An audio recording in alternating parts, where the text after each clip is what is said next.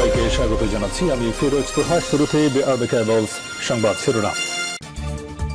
Israel, ফিলিস্তিন, Iran, Europe, America পুরোদমে যুদ্ধ চলছে। আর এই যুদ্ধের সর্বশেষ আন্তর্জাতিক গুরুত্বপূর্ণ আপডেট সংবাদ জানিয়ে দিব। শুরুতেই শিরোনাম। যুদ্ধবিরতিতে ইসরায়েল হামাস সম্মত হয়েছে, বললেন মার্কিন প্রেসিডেন্ট জো বাইডেন। এরপর জানিয়ে দিব অত্যন্ত সুখবর। ইসরায়েলের হয়ে কাজ করলে কঠোর শাস্তির হুমকি তুরস্কের প্রেসিডেন্ট রিসেপ তাইয়িপ এরদোগানের। এরপর হচ্ছে ইসরায়েলের হামলায় ব্রিটিশ ফাউন্ডেশনের 4 কর্মী নিহত। এবার খবর আছে ইহুদিবাদী ইসরায়েলের। আরো জানিয়ে দিব আমেরিকা নাকি চীন রাশিয়াকে বেছে নিলেন ইরানের নতুন প্রেসিডেন্ট, থাকবে এ সম্পর্কে প্রতিবেদন। এবং সর্বশেষ জানিয়ে দিব আবারও মোদী সরকারকে নড়বড়ে বললেন মমতা বন্দ্যোপাধ্যায়। তবে কি এবার মোদী সরকারের 12টা বাজতে চলেছে? ভিউয়ার্স, এই সম্পর্কে আপনার মূল্যবান মতামত কমেন্টস বক্সে লিখে জানিয়ে দিবেন।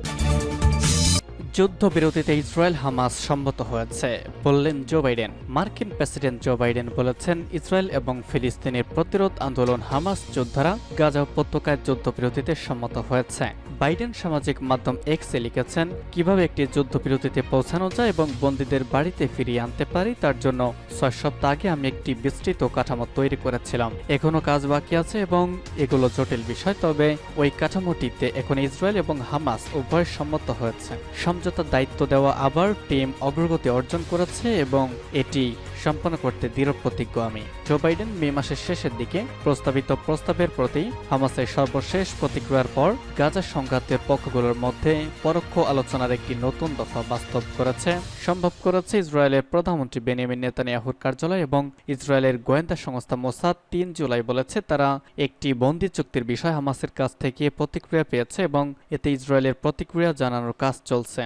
এর পরের দিন হামাস গাজা পরিস্থিতি সমাধানের উপায় সম্পর্কে মিশর, কাতার এবং তুরস্কের সাথে রাজনৈতিক ব্যুরো প্রধান ইসমাইল হানিয়ার আলোচনা পরামর্শ ঘোষণা করেছেন। মার্কিন প্রেসিডেন্ট জো বাইডেন বলেছেন ইসরায়েল এবং হামাস বা ফিলিস্তিনি স্বাধীনতা কর্মীগণ হামাস যোদ্ধারা গাজা উপত্যকায় যুদ্ধবিরতিতে সম্মত হয়েছে। বাইডেন সামাজিক মাধ্যম লিখেছেন, কিভাবে একটি যুদ্ধবিরতিতে পৌঁছানো যায় সে বিষয়টা আমরা দেখছি।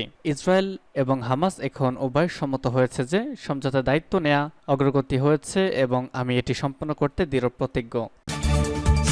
ইসরায়েলের হয়ে কাজ করলে কঠোর শাস্তির হুমকি তুরস্কের। ফিলিস্তিনে কোণঠাসা করতে ও দখলকৃত ভূখণ্ডের নিরাপত্তা জোরদারে এমন কোনো উপায় নেই যা প্রয়োগ করছে না ইসরায়েল। এমনকি বিশ্বজুড়ে ছড়িয়ে ছিটে থাকা ইহুদিবাদীদের সামরিক বাহিনীতে চাকরির লোভনীয় অফার দিয়ে রেখেছে দেশটি। সংকটকালে দখলদারদের সেবায় ঝাঁপিয়ে পড়তেও দেখা গেছে ইসরায়েলের অনেক দ্বৈত নাগরিককে। ইসরায়েলি প্রতিরক্ষা বাহিনী আইডিএফে যোগ দেওয়া তাদের অনেকেরই তুরস্কের নাগরিক। তাদের জন্য এবার কঠিন শাস্তির প্রস্তাব করা হয়েছে তুর্কি পার্লামেন্ট মজলিসে। ইসরায়েলি বাহিনীর পক্ষে গাজায় যুদ্ধ করতে যাওয়া তুর্কি নাগরিকদের সম্পদ বাজেয়াপ্ত এই প্রস্তাব উত্থাপন করেছে কুর্দিশ ইসলামপন্থী দল ফ্রিজ কন পার্টি। গেল মঙ্গলবার তুরস্কের পার্লামেন্টে সংক্রান্ত বিলটি উত্থাপন করা হয়। দলের এমপি সেরিকান রামানলি জানান, তার দল বিশ্বাস করে যেসব তুর্কি ইসরায়েলি নাগরিক আইডিএফে যোগ দিয়েছে এবং মানবতা বিরোধী অপরাধে লিপ্ত হয়েছে তাদের নাগরিকত্ব কেড়ে নেওয়া এবং তাদের সম্পদ বাজেয়াপ্ত করা উচিত। এ লক্ষ্যেই সংসদে তারা প্রস্তাবটি উত্থাপন করেছেন। তুর্কি বংশোদ্ভূত এই নেতা জানান, আন্তর্জাতিক আইন অনুসারে তুরস্ক গণহত্যা ও মানবতা বিরোধী অপরাধের বিরুদ্ধে নিজের অবস্থান ধরে রাখতে বাধ্য। তা সত্ত্বেও বিচার মন্ত্রণালয় এখন পর্যন্ত দৃশ্যমান কোনো পদক্ষেপ নেয়নি। গ্র্যান্ড ন্যাশনাল অ্যাসেম্বলিতে এই ধরনের প্রস্তাব উত্থাপন করতে কেন 9 মাস অপেক্ষা করতে হলো সে প্রশ্নও রাখেন সেরকান রামলি। চলতি বছরের জানুয়ারিতে তুর্কির সংবাদ মাধ্যম টার্কিশ মনিটর এক প্রতিবেদনে জানানো হয়েছে, 2 জন তুর্কি ইসরায়েলি নারী গাজা যুদ্ধ শুরুর পর ইসরায়েলি প্রতিরক্ষা বাহিনীতে যোগ দিয়েছেন। তারা হলেন মিনে গোমুশকায় এবং ওমায় আকচায়। ইসরায়েলের হামলায় ব্রিটিশ ফাউন্ডেশনের 4 কর্মী নিহত। ফিলিস্তিনের গাজা ইসরায়েলি বিমান হামলায় 4 ত্রাণকর্মী নিহত হয়েছেন। তাদের লক্ষ্য করে এই হামলা হয়েছে, খবর আল জাজিরার। সূত্র বলছে ত্রাণকর্মীরা আল খায়ের ফাউন্ডেশনের একটি ব্রিটিশ ফাউন্ডেশন, মূলত তুরস্কের ইস্তাম্বুল থেকে মধ্যপ্রাচ্যে কাজ করছেন। গাজায় তাদের প্রচুর ত্রাণকর্মী নিয়োজিত রয়েছেন। তারা যুদ্ধের প্রথম দিন থেকে জীবন বাজি রেখে গাজায় প্রবেশ করে সহায়তা কার্যক্রম শুরু করে। নানা প্রতিকূলতা সত্ত্বেও খাদ্য সামগ্রী গাজাবাসীর কাছে পৌঁছে দিয়ে ব্যাপক প্রশংসা কুড়িয়েছে ফাউন্ডেশন। ফাউন্ডেশনটি। ঘটনার সময় ভুক্তভোগী কর্মীরা গাজার মানুষের জন্য কাজ করছিলেন, তারা খান ইউনিসে সাহায্য বিতরণের জন্য প্রস্তুতি নিচ্ছিলেন। এমন সময় খাদ্য সহায়তা ভর্তি গুদামে বোমা ফেলেছে ইসরায়েলি বাহিনী। সিনহুয়ার প্রতিবেদন অন্তত একটি মিসাইল হামলার কথা বলা হয়েছে। আল খাইর ফাউন্ডেশন বলেছে, গাজা উপত্যকায় মানুষকে খাদ্য সহায়তা এবং প্রয়োজনীয় পণ্য সরবরাহ করার চেষ্টা করে যাচ্ছি আমরা। সশস্ত্র কোনো সহিংসতা না থাকা সত্ত্বেও আমাদের বোমার লক্ষ্যবস্তুতে পরিণত হলাম। আজ আমাদের 4 সাহায্যকর্মীকে হারিয়েছে। ত্রাণকর্মীদের উপর ইসরায়েলি বাহিনীর এটি প্রথম হামলা নয়। এর আগে বিভিন্ন সময় ইসরায়েলি বাহিনী সাহায্যকর্মীদের লক্ষ্যবস্তু করেছে। এর মধ্যে এপ্রিল মাসে ওয়ার্ল্ড সেন্ট্রাল কিচেনের গাড়ি লক্ষ্য করে বিমান হামলা বিশ্বজুড়ে নিন্দার ঝড় তোলে, কিন্তু তাতে কোনো কর্ণপাতই করেনি নেতানিয়াহু সরকার। বরং দিন দিন আক্রমণ আরও জোরালো হচ্ছে। দখলদারদের হাত থেকে রেহাই পাচ্ছে না ত্রাণকর্মী, সাংবাদিক, প্যারামেডিক, সিভিল ডিফেন্স দল, চিকিৎসক কেউ। গত বছর 7 অক্টোবর হামাসের আক্রমণে দেশটিতে 1200 এর বেশি বেসামরিক লোক নিহত হয়েছেন। হামলাকারীরা 250-এর বেশি জনকে জিম্মি করে গাজায় নিয়ে যায়। সেই দিনে অপহৃত হওয়া অর্ধেকের বেশি মানুষ এখনো গাজায় বন্দী রয়েছে। মার্কিন চাপ উপেক্ষা করে চীন রাশিয়াকে নিয়ে যা বললেন ইরানের নতুন প্রেসিডেন্ট। যুক্তরাষ্ট্রের চাপ উপেক্ষা করে চীন ও রাশিয়ার সঙ্গে বন্ধুত্বপূর্ণ সম্পর্কের কথা তুলে ধরেছেন ইরানের নতুন প্রেসিডেন্ট মাসুদ পেজেশকিয়ান। তিনি বলেছেন, মার্কিন চাপে ইরান সাড়া দিবে না।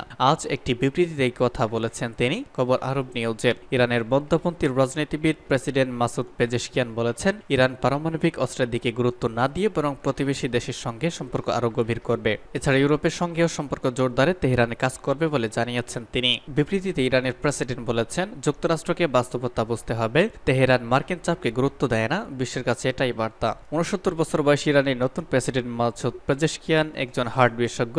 নির্বাচনের প্রচার প্রচারণার সময় থেকেই তিনি ইরানে রাজনৈতিক অস্থিরতা কমানো এবং 2015 সালে পারমাণবিক চুক্তি বাস্তবায়ন সহ সামাজিক বিভিন্ন সংকট দূর করার প্রতিশ্রুতি দিয়েছেন। তবে ইরানিরা প্রেসিডেন্ট মাসুদ পেজেশকিয়ানের এই প্রতিশ্রুতি বাস্তবায়ন নিয়ে ততটা আশাবাদী নন, কারণ ইরানের সর্বোচ্চ ক্ষমতা অধিকারী হলেন সুপ্রিম কোর্ট আয়াতুল্লাহ আল খামেনি।